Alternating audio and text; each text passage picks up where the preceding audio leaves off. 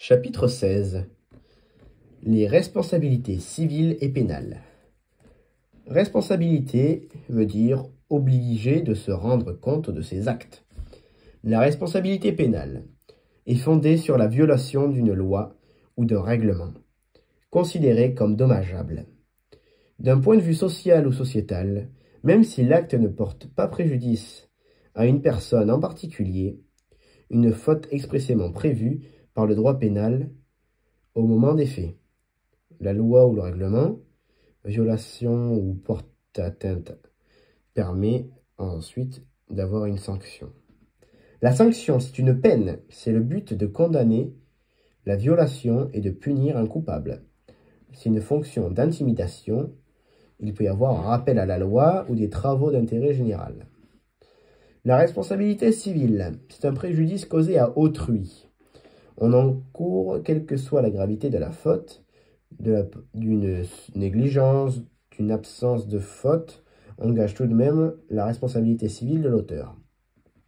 Assurer la responsabilité du demandeur, c'est un délit civil au profit de la victime. L'auteur, il y a un auteur, un dommage et une victime. La condamnation de l'auteur du dommage, il doit verser des dommages-intérêts à la victime, c'est une punition. Développer la prévention des dommages avec des dommages-intérêts permet de dissuader d'en commettre.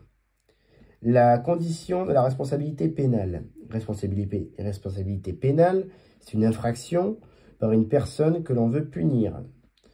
Contravention, délit ou crime. C'est une juridiction répressive. L'action publique qui le mène ou le ministère public. Condition de la responsabilité civile.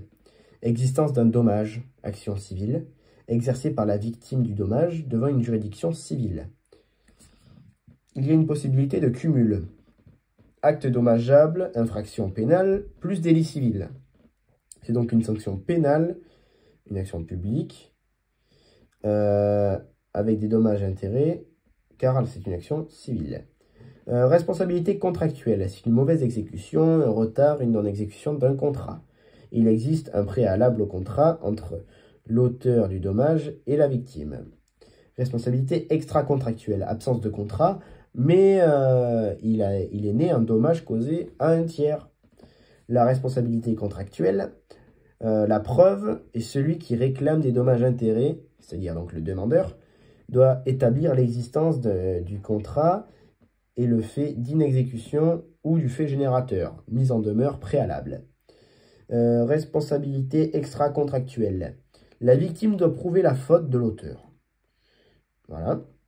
Alors l'infraction, c'est une action, admission imputable à son auteur, prévue ou punie. Par la loi, d'une sanction pénale.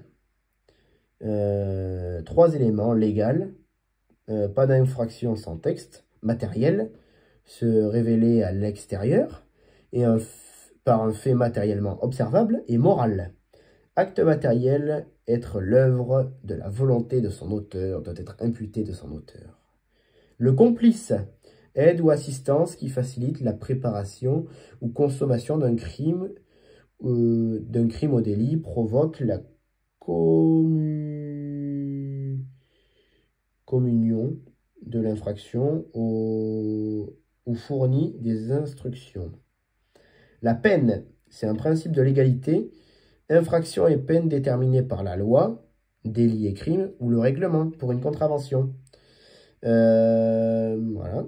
Principe de subjectivité. La peine est personnelle, s'applique seulement à l'auteur et au complice. Elle est individualisée. Elle tient compte de la personnalité de l'auteur, de son parcours. Alors, il y a différentes atteintes. L'atteinte à la personne. Personne physique, c'est une peine privative de liberté. Suivi judiciaire. Personne morale, s'il y a une atteinte à la personne. Dissolution, placement sous surveillance judiciaire. Une atteinte au bien, cela se traduira par des amendes, confiscation du bien. Et une atteinte au droit, interdiction d'exercer certains droits civils, entre parenthèses le vote. Interdiction d'exercer des activités, gestion d'entreprise par exemple.